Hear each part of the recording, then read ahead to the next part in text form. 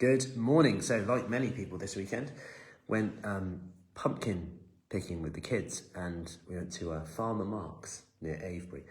Amazing, by the way, and I think it's still on this week. They've got an amazing maze, lots of cool little stuff around. Anyway, took the kids there, and one of the kids was like, straight in, first pumpkin she saw, I'll have that one.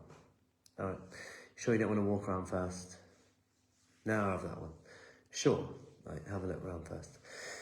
The other one was more strategic, looking around like this, to the extent where it became, even for me, I was looking around going, oh, that one's good.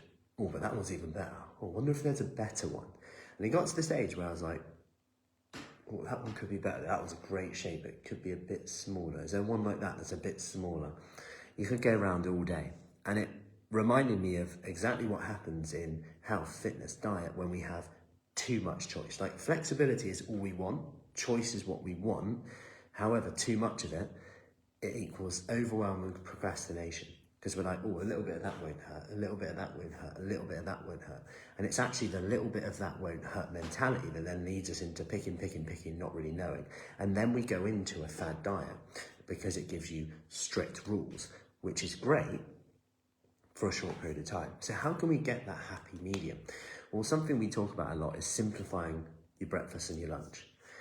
Like, a lot of people say to me, like, oh, I could eat the same thing, like most mornings, lunchtime, fine. And actually, that is quite a secret weapon to be able to really put your food on autopilot.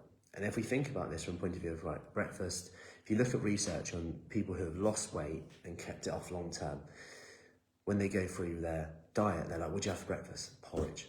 What about the next day? Porridge. What about the next day? Porridge. What about the day after? Porridge. Or eggs. The point being, they don't have to think about it. They don't have to use a load of willpower.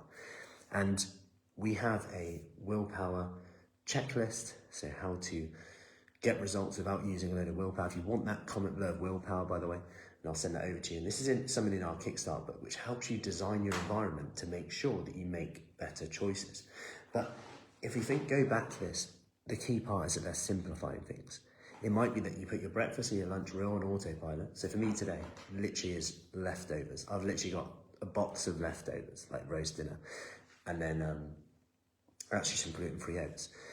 So easy.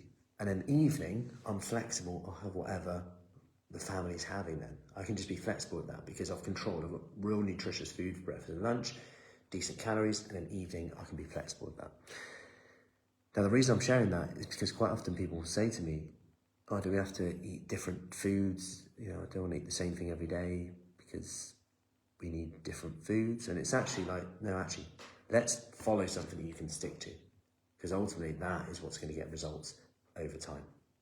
So I hope that helps today. So remember, don't overcomplicate it. Make it simple. If you can, like, prep free breakfast, free lunches for the start of the week, amazing. Use your leftovers, stir fry, whatever.